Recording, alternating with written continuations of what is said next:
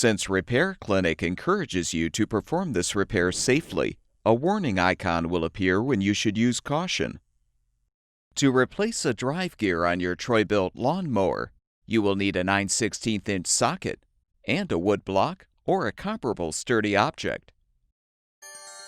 Before you begin the procedure, make sure the engine has cooled. Lift up the front of the mower and support it.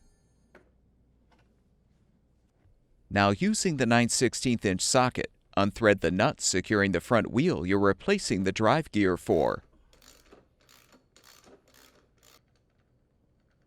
Remove the wheel. Slide off the old drive gear.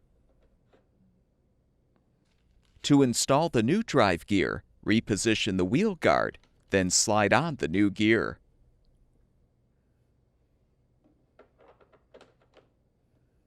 Realign the wheel, then thread and tighten the nut to secure it.